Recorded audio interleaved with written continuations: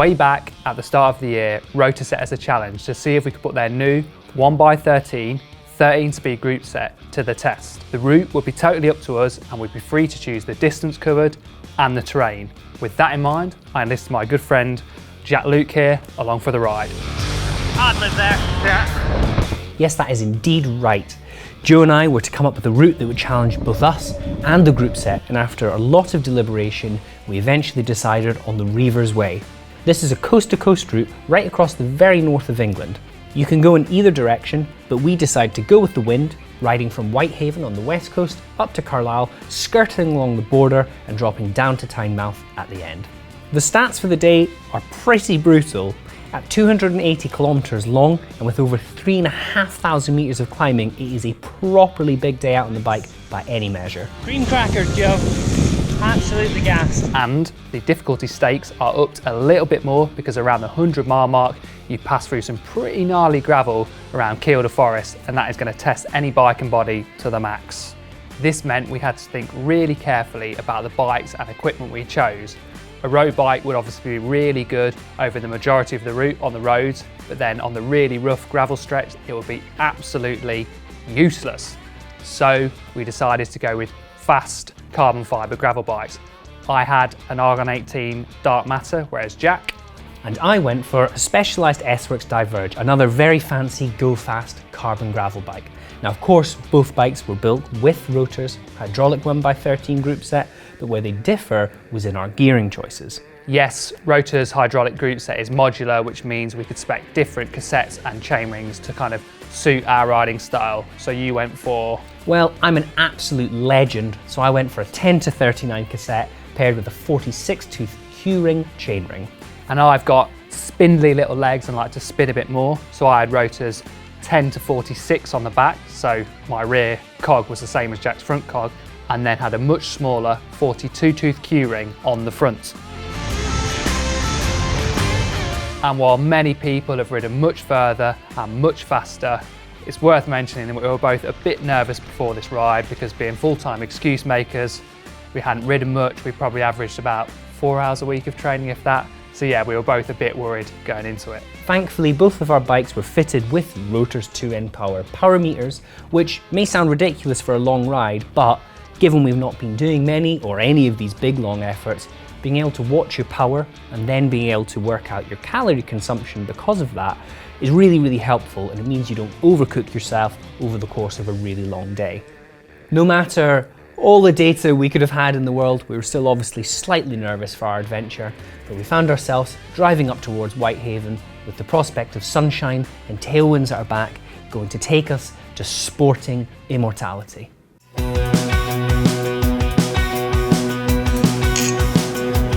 So on the morning of, we got up nice and early. I think it was 10 to 5, wasn't it? The idea being that we were going to set off at about 5:30 in the morning.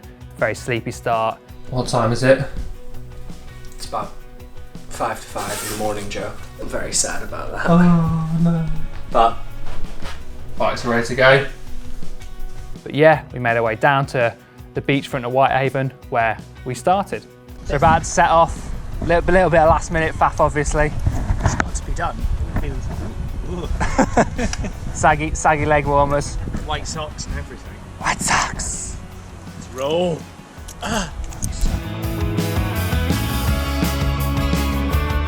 The ride started with about an hour or so of actually really nice bike paths, which is a really nice just way to settle into that kind of longer ride. Zero stress and absolutely beautiful views as well, even that early in the morning. And a lady in a train tooted her horn at me.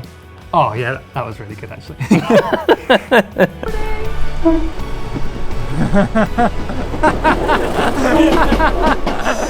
Yeah, see way! Obviously riding with Jack, there was always going to be a little bit of faff, and that was your tyre was leaking sealant quite early on, but you sealed that quick, didn't you? A half hour in, first little problem, tyres. Not literally set them up yesterday, so, you know, we're not quite there yet, seating, but I'll forgive that.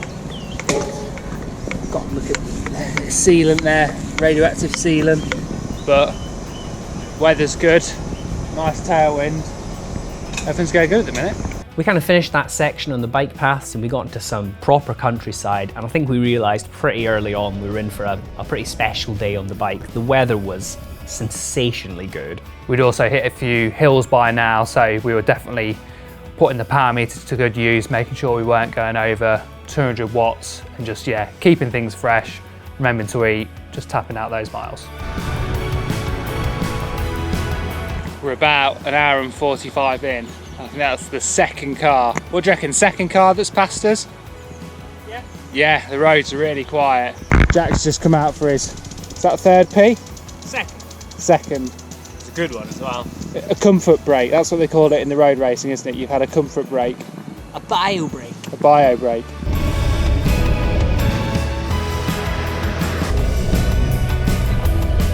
After about 2 or 3 hours, we were then on to our first, and it turned out only stop at a cafe, wasn't it? It was our breakfast stop, which I think was near Carlisle, wasn't it? It was relatively near Carlisle, yeah. We enjoyed I had a couple poached eggs and a muffin. And that was absolutely wonderful, and you enjoyed?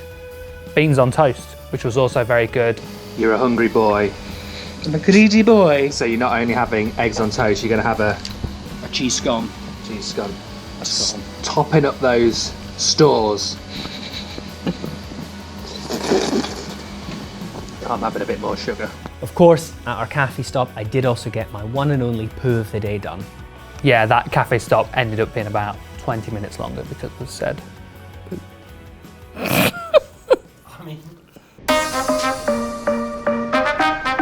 We ripped through Carlisle, quite a nice town actually, and then it was on to some remarkably flat stretches of road before we hit Kielder Forest, and that would be around the kind of 80 to 100 mile mark, and this is where you were able to really dish it out, put on the hurt to me a bit, and we really got through that bit quick, didn't we? Yeah, we really smashed out those miles on the flat bit. The tailwind definitely helped. But again, it was really nice, lovely countryside that we're going through, and we really enjoyed that. But yeah, having that slightly higher top end gear was well received then. On these flatter sections, when you're going a little bit faster, you tend to be pedaling at slightly lower cadences. And in these circumstances, the Q-rings, which are an oval-shaped chainring, which are claimed to kind of smooth out your dead spot and your pedal stroke, they actually feel really good. We've both used these independently before this challenge, we both get on very well with them, and we really enjoyed having them in this terrain. At this point, we've been going for around 4 or 5 hours, and that flat section, it dragged on a bit, didn't it? But then we started to kind of hit a few more hills, which meant around that 80 mile mark, we were climbing up towards Kielder Forest at about 100 miles. As you can tell, I'm wearing mountain bike gloves, which to some, on a road ride, that's a sin. I want you to let me know what you think. Am I a style icon or an idiot? Let me know in the comments, and I'm gonna have comfy hands the rest of that time. Woo! Cutting! But enjoyed the course where you left it, mate. Yeah, you moved up from that really flat kind of agricultural land into more like open commons and stuff, big grass meadows, and then eventually we hit the Kielder Forest properly. Now, we're both quite familiar with Kielder Forest, aren't we? Yes, and the gravel section we were going to be hitting, we both know from the Dirty Reaver. It was quite an infamous section, and it was the first section we hit with the gravel, and it's this really long, quite draggy climb by a river, and we were both expecting it to be unpleasant, and it was doubly so because me, a sweaty pale Scotsman, was cooking a little bit in the about 16-degree sunshine. Jack's feeling a little hot, dipping his new pot helmet in the stream. Oh, he dropped it in the water then. I can't believe that I'm having to dip my head in the water. Yeah, it was definitely pretty rough here. I had slightly wider tyres than you. I had 40mm tyres, and I think you had 32s, didn't you? So it was up to me to use my spinny gear to kind of pace Jack out on that very long, super mellow kind of 2% climb. Lasts for about half an hour, doesn't it? I think we were both a bit worried about punctures, but yeah, we got through it with low morale, but no issues with the bikes. The chain stayed on, and there's a few really fast bits where again it was quite sketchy. Really fast gravel descents, which is, if you've never done kind of fast gravel riding, it is nothing like descending on the road. It's like descending on the road if it's covered in ball bearings, and the dry conditions, which were welcome but unique, made it all the more terrifying. Yeah, and it's worth bearing in mind at this point, fatigue had started to set in, hadn't it? I think we'd probably done around 110 miles. Things were starting to feel sore, so we sort of took our time down there, didn't we? The next bit of the ride was probably the only bit that we both felt truly sad on. It's a really nice single track kind of skirt around Kielder Water itself, and it's lovely, but it's really boring when you're far into a ride. Yeah, it kind of skirts along the side of Kielder Water, and there's a load of nice climbs. It's really quiet, but we knew there was a road to the side of that which would have got us to the next feed stop a lot quicker. And there was a bit of deliberation whether or not we should cheat and take the road, but we managed not to. We stuck to our guns, didn't we? We did all the little ups and downs through loads of gates, which is quite annoying, probably about 20 gates. Yeah, and again, having a bit more range to kind of get tired legs up those kind of steep, punchy climbs was welcome. Perfect. Elite nutrition. Running a long ride. Tesco jelly beans, pretty good, aren't they? Thing very exciting. The first sign we've seen for Newcastle, which is our final destination. Woohoo! Let's go! Let's go! And it's worth mentioning at this point that the clock was ticking. You know, it was well into the afternoon now, but yeah, soon over. And then we were on to the final feed stop in Bellingham, weren't we? And we pillaged the local co-op for the finest treats we could possibly find.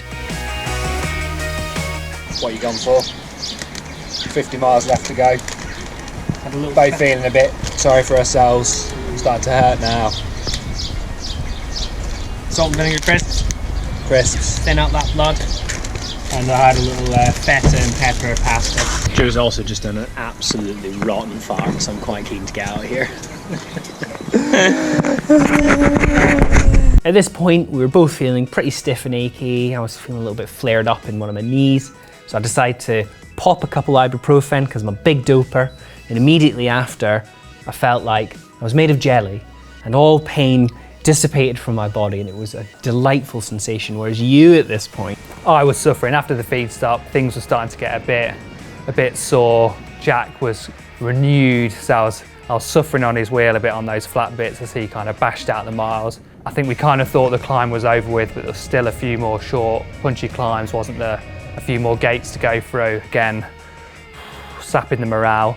But those next 2 hours kind of went by in a flash. and then just after this, as a little cherry on the icing of Joe's suffering cake, a group that were obviously out for a ride, sprinting for a town line, came smashing past us. And being the young, keen man that he is, he couldn't help but stick on their wheel. And I did my best, trying to hold the GoPro and chase them on. Immediately was dropped. But then when I caught you, you weren't feeling very good. No, trying to hang on to their wheel only for a few minutes, but it put me in a really sorry state. And then we kind of started pedaling again, and I realised that I was about to bonk. That feeling you get just before you bonk, a kind of, you know, fuzzy feeling in your legs, and you start to feel a bit dizzy. So I had to be like, "Oh, Jack, can I have some bars, please?" And luckily, Papa Jack had a few bits of food to give me, which kind of kept me going until the end. Well, 130 miles into a ride, a group just caught us, and Joe couldn't help himself but chased him down. And now he's paying the price though. A little bit bonky. Yeah, that sudden blast of energy, I was feeling it then. Jack's lent me a couple of bars. We've had our fun. We were then on to what was truly the last kind of section of our ride, and it was getting just so wonderful by this point. We were on kind of a high, knowing we were about to finish the ride, but also the light at that time of the sunset was absolutely beautiful. And we began to hit the kind of outskirts of Newcastle, and it was really nice riding. Probably about 9 o'clock by then, so it was getting dark. How far left? Nothing. About 6 miles, 8 miles? Yeah. Just wonderful news. And yeah, then it was the final kind of last 3 miles through Tynemouth to the finish on the seafront. Yeah, it was lovely. Actually, really nice city. I'd never been down there before, and riding through the town was just a nice way to finish it. We came up to the end, beautiful sunset over the North Sea, had a little high five, feeling very positive about life. Yay! We did it! Woo! I'm tired, mate. Well done. Oh, good day out. Really good day out. And then we treated ourselves to a nice pizza and a beer in our hotel. Which we didn't finish because we fell asleep halfway through it. This is why we do it, Joe. I'm the happiest boy on earth right now.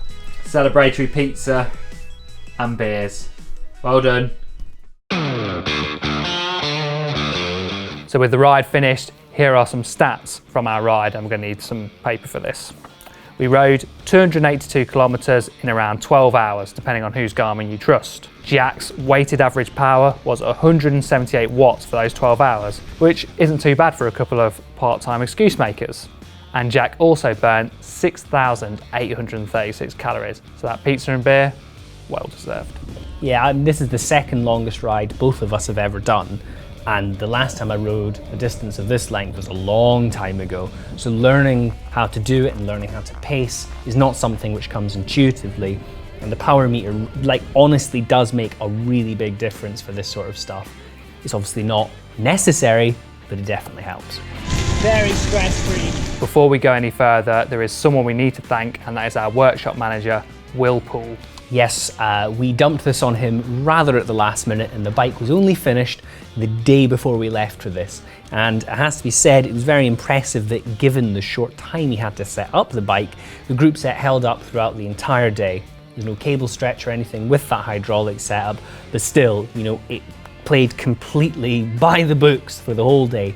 And to remain true and not need any indexing was very welcome on such a long day out. Thanks, Will. Thank you, Will. And then onto your gearing choice. Were you happy with what you chose, that kind of tighter block with a bigger chainring at the front? Yeah, felt pretty good. You're still getting pretty close steps of that 10 to 39 cassette. So on those longer, flatter sections and on the road, which was the majority of our time, you're not kind of awkwardly skipping between weird cadences. So yeah, I was pretty happy with that. I mean, truth be told, I was maybe a little bit optimistic with the large chainring and would have liked something a bit easier for the longer climbs, but they made up a small proportion of the day and I looked really hard. So that's all that matters. What about you? I think I would have preferred the same chainring as you, which was a 46 tooth on the front. I obviously had the 42 tooth Q-ring, but I would have stuck to the cassette I had on the back, which was the 1046. I like to spin a lot, and on those long rides where you're trying to keep the power down low, under 200 watts, being able to kind of sit in the saddle and just spin the gear out really helps. So yeah, a few adjustments for me, but on the whole, I was pretty happy with it. One thing I also want to mention is how much we both like disc brakes on bikes like this. Yes, we've both been on rim brake bikes recently, which are, cool and trendy now that they're going out of fashion, but I think there's no denying that disc brakes are just better.